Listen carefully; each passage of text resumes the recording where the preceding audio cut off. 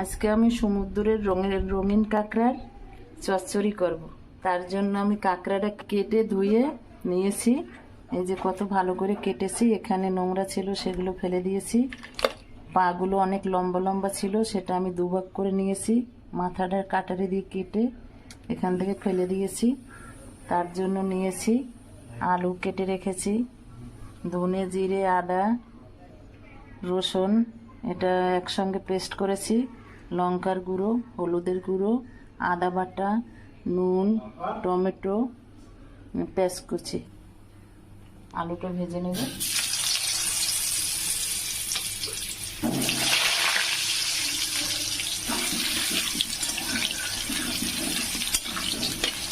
আলুটা লাল লাল করে ভেজে নিয়েছি। আলু ভাজা আমার হয়ে গেছে।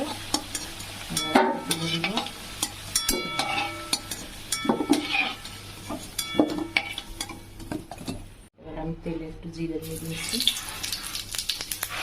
একটু দারচিনি গোটা এলাচ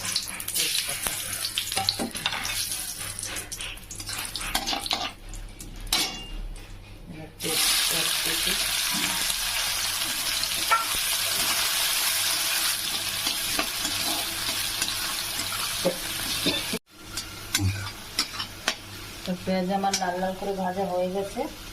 এবার দেব টমেটো কুচি, আদা বাটা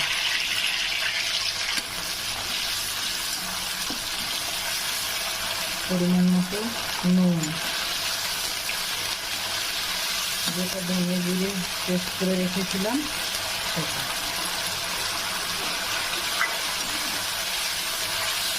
হলুদের গুঁড়ো লঙ্কার গুঁড়ো। এবার আমি সব রকম দিয়ে একটু কষিয়ে নেব মশলাটা। মশলাটা কষানো হবে, তেল ছেড়ে যাবে, তখন আমি কাঁকড়া আমার মশলা কষানো হয়ে গেছে। মশলা কষাতে কষাতে মশলা থেকে তেল ছেড়ে এসছে। এবার আমি কাঁকড়াটা দিয়ে দেব।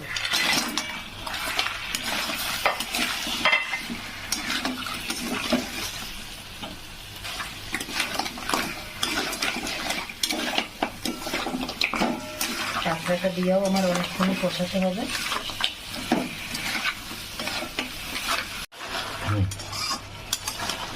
একটু নেড়ে ছেড়ে আমি এবার আলুটা দিয়ে দেবো, কেন কষাতে কষাতে আলুটাও এর সঙ্গে সেদ্ধ হবে। যেহেতু এটা ঝোল দেবো না, এটা হচ্ছে চচ্চড়ি,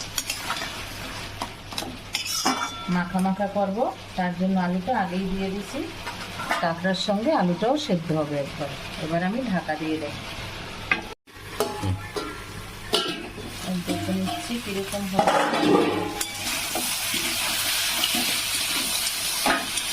সব কিছু দিয়ে আমার কষানো হয়ে গেছে, আলু সেদ্ধ হয়ে এসছে। এবার আমি একটু জল দিয়ে দেবো মাখা মাখা করার জন্য।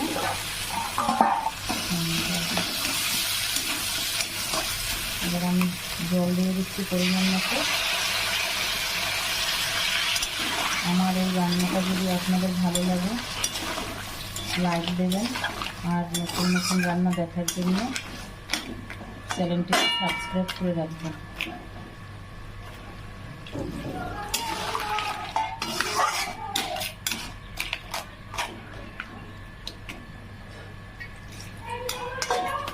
এবার একটু ঢেকে দেব, সেদ্ধ বাকি আছে, আস্তে আস্তে হবে।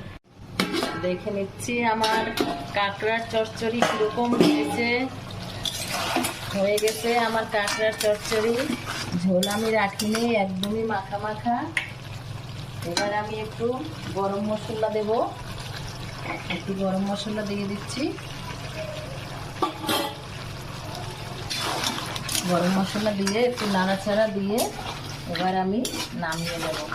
হয়ে গেল আমার কাঁকড়ার চচ্চড়ি।